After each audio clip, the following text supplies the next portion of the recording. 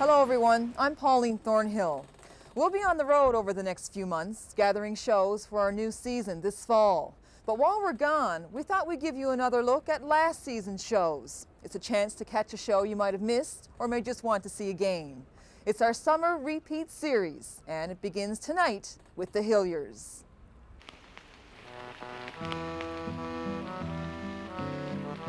It's 5:34 a.m. Hi, I'm Paul McGee with the Kicks Morning Show for July 1st, Canada Day.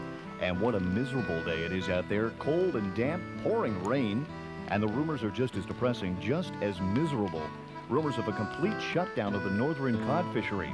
The official announcement, we're told, could come as early as today or tomorrow. The dreaded announcement. Tom Hillier's been expecting it for weeks. The cod are gone, practically vanished. Hardly enough these days to cover fuel and expenses. Not particularly comforting to a family completely dependent on their 35-footer. This is Tom's wife, Teresa. When she couldn't persuade him to get out of the fishery, she joined him in the boat. And this is Tom Jr., their only child. Tommy grew up on the water. This is Tommy's girlfriend, Lisa. She's just out for the day. And this is the family pet, Whiskers, an old sea dog, you might say. Tom Hillier's home port is St. John's, but he moved up here to Riverhead St. Mary's about 3 weeks ago. He and the family live aboard the boat all week and drive home on the weekends. It's a bit cramped, but at least up here he's getting a few fish. Down around our way, we never got nothing out to give us, so we figure we'll make a move this year, right? So how have you done with it? Not very well. Probably 1,400–1,500 pound a cod, about 300 to 400 pounds a day, and probably 500 or 600 pounds a pounder, right? For the week now, you know. So barely worth your while to come up, I suppose? Barely worth, but make the best of it. That's all you can do, Bill. Yeah. Fishermen are trying to make the best of it, but all the uncertainties got everybody on edge. People are frustrated, at the end of their rope. And even if it is Canada Day, there's not much to celebrate, as Federal Fisheries Minister John Crosby is about to find out at a do over in Bay Bulls.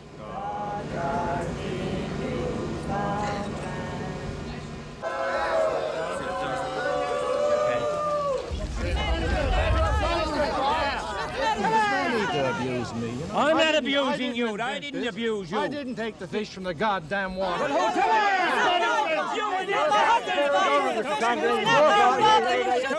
I'm trying to do what I can. Yes, you're doing shit on it. You're doing nothing. You're doing nothing. Tom Hillier's family is not much for demonstrations. They're not the type.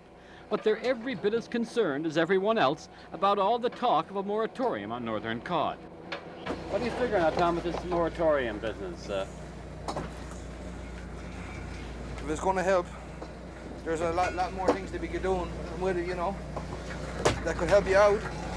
Foreign overfishing, our own overfishing, our own abuse, of course, above everything else. I think there should be some emphasis given to the provincial government to, you know, stop increasing the boats that's coming into it, right? Because I mean, it's not enough now. That's why we're in trouble now, right? Yeah, over the years we've all had a hand in it, That's haven't we? right. Everybody's had a hand into it. It's just as much the provincial as it is the federal, as far as I'm concerned. Now, Tom, what about yourself, though? I mean, you have your wife involved in the fishery, or young fella. Yeah. I mean, what kind of a future do you see in it for yourself?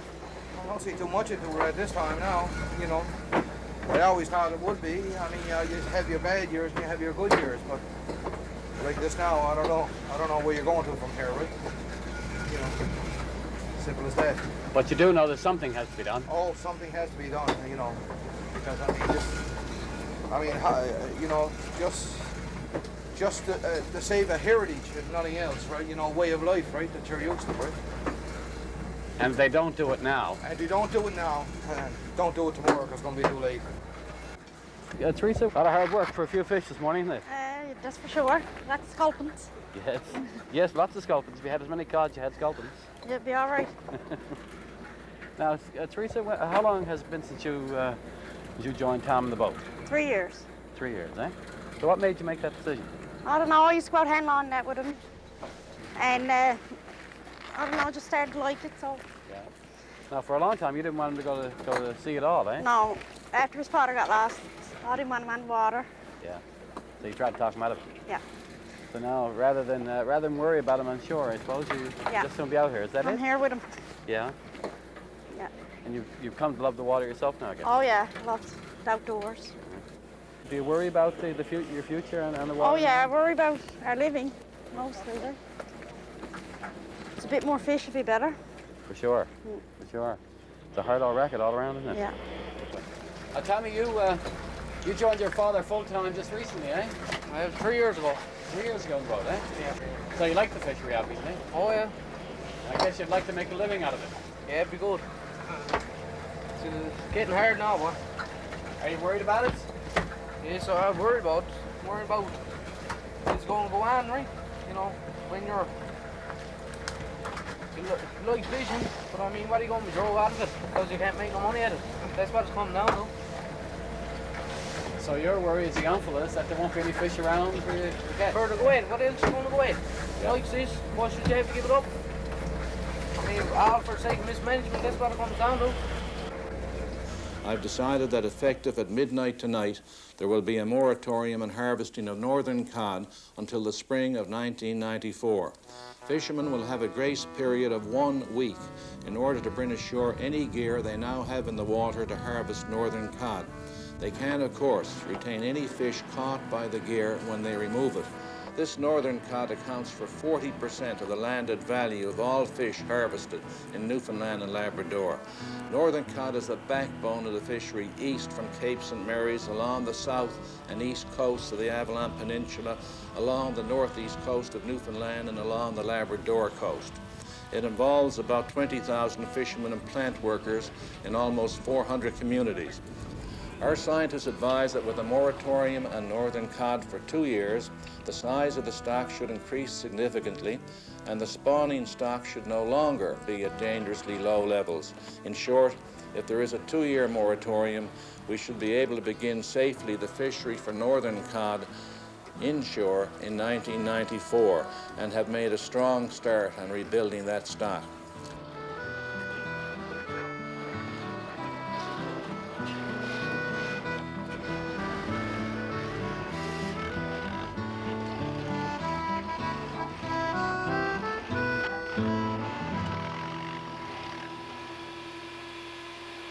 And so, after a full month up in St. Mary's Bay, the Hilliers are all back at home, on the dead, so to speak.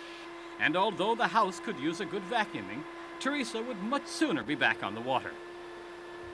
We're used to getting up 4 o'clock in the morning, up crack of daylight, and be gone. Now it's like you get no purpose to get up anymore. Just going around for something to do, and there's nothing to do. Well, I suppose one benefit, the house has never been cleaner. I'd rather be aboard the boat. Don't blame you. What does it do to a fellow like Tom? You live with him, and you've lived with him for years. He's a man who loves the water. What does it do to him to be here, stuck on land? It takes a part of him away, because like there's days he'd be here and he'd be like all to himself thinking, and then all of a sudden be over on the wharf walking around, and he knows he wants to be on the water. I don't know what to do with myself. At this time now, I'm looking forward to next spring to be geared up to go at something else. I mean, that's always keeping us going. I mean, we're going nuts here. We're not people that work around the house, but I mean, when it comes to part of our gear and our boat and being there every day to make a living, I mean, you know, this is all we know. That's all we know. Passers-by in St. John's might find it amusing to see a backyard full of fishing gear, but to the Hilliers, there's nothing funny about it. Last time that's going on for a couple of years. Break your heart. And break your heart. Hard to believe it's come to this. For Tom Hillier, the moratorium is like a jail sentence, and for the next 2 years at least, he'll be doing time. We grab a hold of that grape and I'll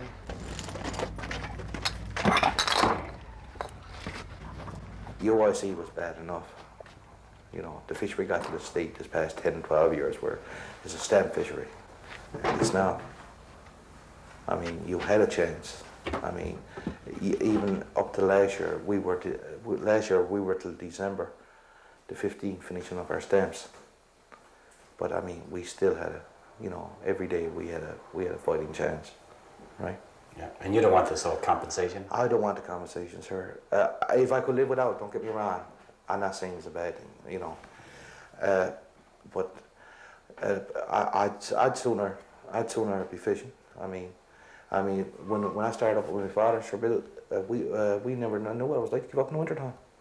What kind of a man was your father? My father, what kind of man? I only wish I could be the fisherman he was. He said he's seen a lot. He was after Binjo a lot, you know. And he's only a small man, but his hands were just like brimstone. You know what I mean? That's what you remember of him. You know, the most thing, Holland trials with no gloves on and all this stuff, right? I never do it. You know, there's no other way. You just harden. And the closeness was everything. You know, just as close I hope I am to my son. And for the part of teaching him the way I was taught and doing, you know, I always want to make your own living. Don't depend on somebody else to make your own living for you, right? Yeah. You know, that's what we were taught. I mean, not only him, he was taught, I dare say, by his father, you know. So you can imagine the shock, the hurt, when Tom's father, Jake, left St. John's Harbour one day and never came back. Not only his dad, but younger brother Perry, too. They went out through the Narrows and simply disappeared. He told Mother, go ahead and cook supper, dinner. He said he'll be back by 12, 1 o'clock, you know, for dinner, right? You know. And was never seen again? Never seen again, sir. No, never seen again. Have you ever been able to figure out what happened to him? No, but not really, not really. The Coast Guard have made reports, the RCMP have made reports, and there's just no answer, right? You know. Now they're in a, what, a 33-footer? 38 foot. So nice size boat. Fair size boat, had an 11-foot punt up on top of it. I mean, it was a bit of westerly wind, 10 or 15 mile an hour westerly wind in the boat that size, but you could weather a lot of wind, you know, or unless something happened awful fast. Yeah. And if there was a fire, why didn't he get aboard 11-foot pond? Yeah. Why didn't he call somebody? Because he would have had time, wouldn't he? He would have had time. Yes, he would have had time. I mean, part of the mystery here, Tom, is that they didn't find an oar, didn't find anything. Never found nothing. There was 24 balloons down the hole and moorings, and there was a number of stuff that could have came afloat. You know, the boat went down. You know, and he had a good radio aboard, and you know, an AM side, old type radios, right? So, you know, it didn't make sense. It never will make sense. So it's almost like they disappear from the face of the earth. They disappear from the face of the earth. And never a trace was found. Never, nothing, no, nothing at all. Now, besides Tom losing your father, you also lost a brother, and that The brother, very close brother. Yeah, he never got to see much of life. My brother was 16 years old, right? You know, just about to finish school. Now, see from the clippings here, your mother never gave up hope. Months after she was. No. I was she died 7 years ago. And I was talking to her on January 6th. She died the 7th in Ontario, and even then, you know, she still believed that someday he would, you know, that he would come home. Right? She never gave up. Never gave up. No. You know, she was a different woman after that time. Like with a son with it, you know, it really stuck in her mind. I think, you know, she was never the same after. Broke her heart. Broke her heart. That's what happened.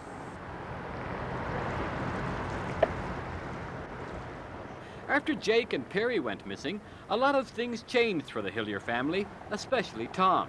His mother didn't want to hear tell of him going on the water, and neither did his young wife, Teresa.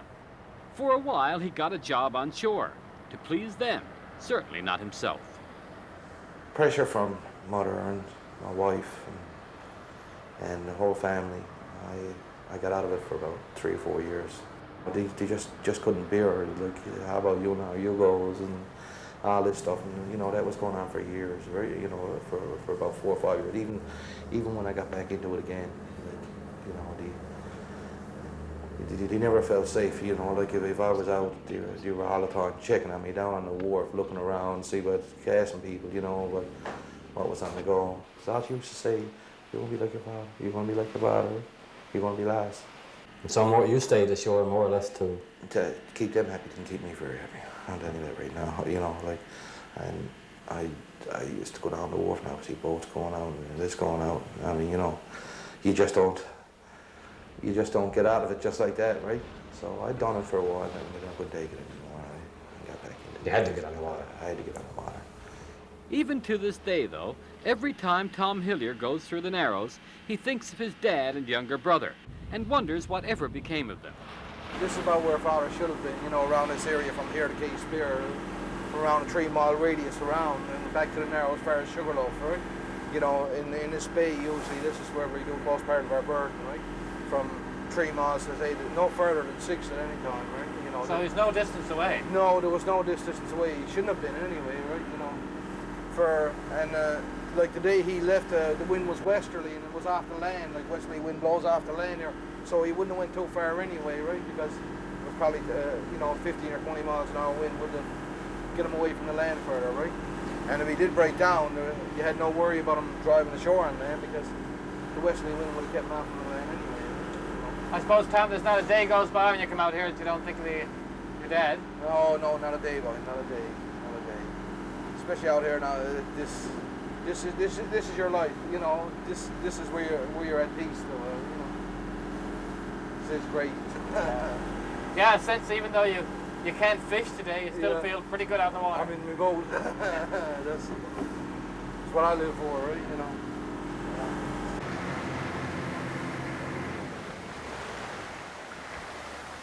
Tom and the bunch are just out for a bit of fun today to see if they can jig a fish or two for supper.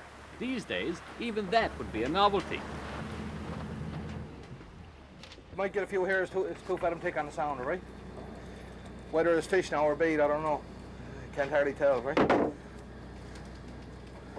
17, 18 fed him, say? No such luck, Tom. Forget it. We're going home empty-handed. But that's not entirely unexpected either. Nobody's been getting anything the past few days.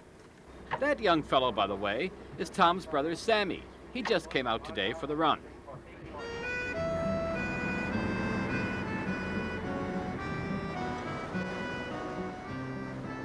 In normal times, the fishery in St. John's would be at its busiest in mid-July, traps strung out all along the coastline.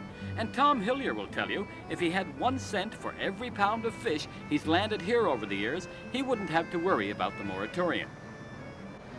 Not only Tom, but a good many more like him. Fishermen like the Critches over there at the Battery, the Garlands, the Riches, the Roberts, and the Alcocks, people who fished out of St. John's for generations. You know, sometimes you can't win for losing, and the public wharf near the mouth of St. John's Harbor is a perfect example. For years, the fishermen of the city operated out of a small boat basin up at the other end of the harbor. It was a useless location, cramped and terribly overcrowded. Then, government built a new complex here on the south side at a cost of $8 million. But no sooner had the fishermen moved down here, it seemed, when the moratorium came into effect. Now, instead of a prized fishing complex, St. John's fishermen have little more than a glorified storage facility, a half-decent place to keep their boats. Ironically, the man standing there on the wharf, Charlie Roberts, was one of the fishermen who fought for years to get the new facility. What's time to go, Tommy? Anything? Roberts, or June as the boys called him, is Tom Hillier's uncle. He and Tom's father married 2 sisters. Charlie's a worried man himself these days. He just took delivery of a brand new 55-footer weeks before the moratorium was announced.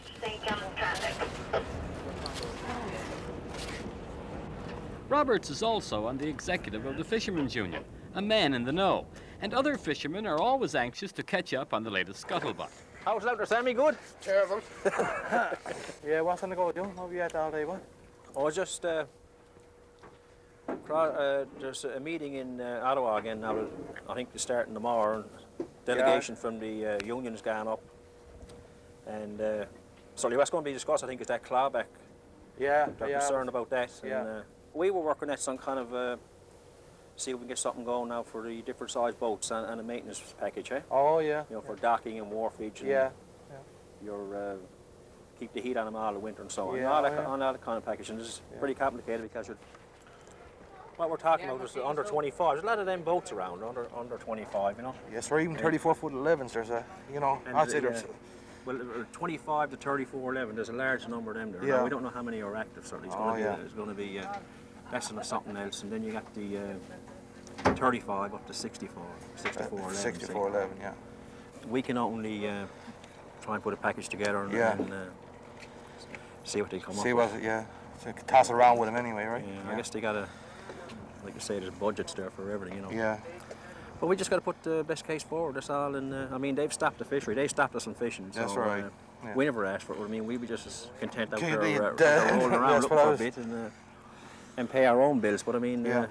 and let her go the way she goes. But Yeah. seeing they've shot her down, well, I mean, they're the guys that got to You pay the shot. pay it, Yeah, I don't know. Anyway, I just dropped down out Yeah. check the boat and see how everything's going there. Yeah. We got a shore power and everything on her, so Yeah. can you drop off for me? Yeah, okay. You go next. What a day.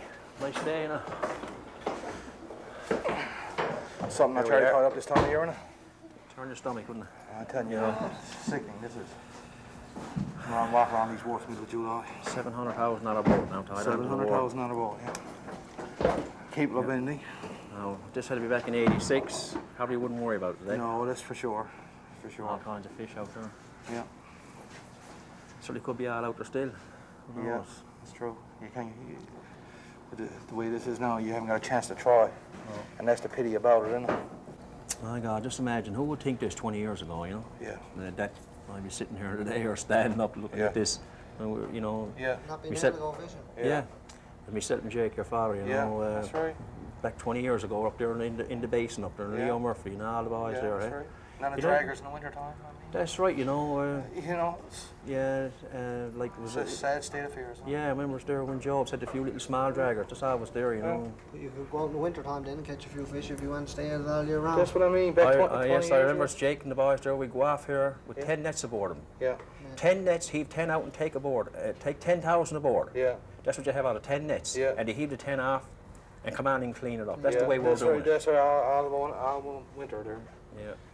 I guess Jake would turn over in his grave, Tom, this morning. Yes, He was here I today, guess, like- standing on deck of this one. I'd say for sure he wouldn't be on the wharf. No, that's for They sure. wouldn't- No, way he'd there's stop no them way. fellas from going fishing. No, That's it. they Not like us. were too routine guys, like fishery. You know. Used to getting up in the morning, going out and that's all. That's true. True enough. Yeah. Yes, boy, I'll never forget that morning. Yeah. That's I was supposed to go with him that morning. Yeah. Perry, now Perry used to play goal. Yeah. Saturday nights we used to rent the old arena. Yeah. And Prince of Wales and Perry stand goal for us. And Yeah. I never forget. I come down Sunday morning. I was supposed to go, but I had my boat up on the wharf. Yeah. And when I came down around the corner, Jake was going out around the edge of the wharf, so he Yeah. went on out. And the old sea beacon, I believe, was the one that went after him. Yeah, it later was on, going yeah, over around yeah. Rooseport somewhere. It was a lovely, clear, sunny day. Yeah. Crisp, sure. cold. Yeah. Oh. Westerly wind. Yeah. And it was good for 2 days after that. But it's Yeah. funny whatever happened there, you know. Yeah. It's not a trace. Not No, a not a trace. trace. Not a No. sign. No. Even when a speedboat goes down out here, for God's Yeah, sake, you well, get a lot of fine, fuel life well, jackets or something, yeah, or something, a few flares or something, you know.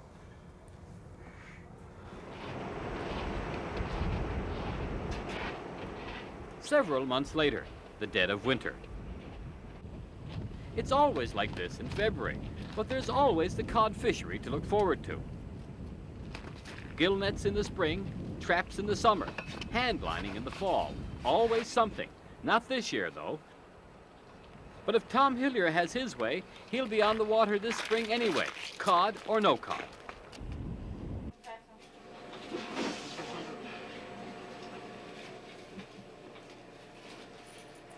Seeing that there was there wasn't going to be no cod fishery, so we decided to go to other species. So we figured we'd make up some flounder gear. So after we had the flounder gear, we said just well now to go ahead and get the lump too, try to get a couple species. Kept me going all the winter happy here. You know, you're trying other things, you get a bit excited about it. Just something to be at, keep you happy here. There you go. National goal. Late April, the snow is gone. Finally, it's time to get the Hillier's boat back into the water. Tom is like a kid in a candy shop. This is the day he's been waiting for all winter. Easy does it, boys. We don't want to lose her now. No worries with the crane operator, we're told. He's one of the best in the business. Still, you can't be too careful. One mistake here could cost thousands of dollars and set Tom Hillier back several weeks.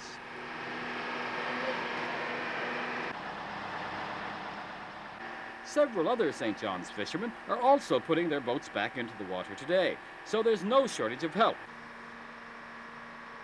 There she's in, safe and sound, and not a minute too soon for a much relieved Tom Hillier. Tom, must feel pretty good to have her back in the water. Great, Bill, great, boy. Great for the first time of the year, really excited. Yeah, he's some operator, Bill, boy. I'm telling you, he wouldn't break an eggshell, that fella. He's really good, right? Well, the big job's over. She's in the water. But the Hilliers aren't finished yet, not by a long shot. In many ways, the job is just beginning. A good night's sleep, and they'll be back at it first thing in the morning.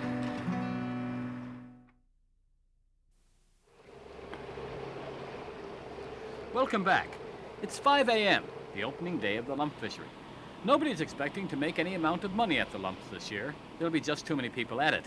But for Tom Hillier, and a good many others like him, it's not about money. It's about pride, about self-respect. I'm really, really happy with it, you know, just to be doing something, you know. That's the extent of my excitement right now. You at least got a sense of purpose now, and you know, that's about the best way I can describe it, because I mean, there was no sense to Townie now since the moratorium, you know, they started the moratorium anyway. So, only hope and go on at other things from here, right? Oh, that blue light or blue there.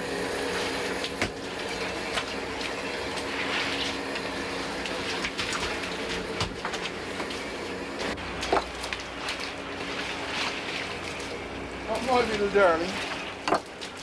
I suppose, like everything else, it's for peace of mind, I suppose. I mean, it's not, like I said, it's not the money. Money hasn't got nothing to do with this anymore, right? And also, I mean, that's all we were saying, you know, we know what we're going to go at, right?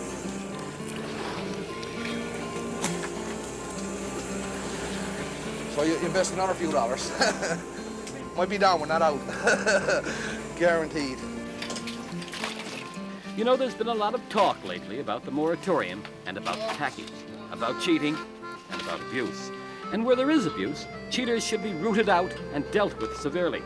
But it must be emphasized that for every cheater, for every abuser, there are hundreds of Tom Hilliers, fishermen and plant workers who want to work for a living, who accept the package only as a last resort, people who want to make a dollar the old-fashioned way, to earn it.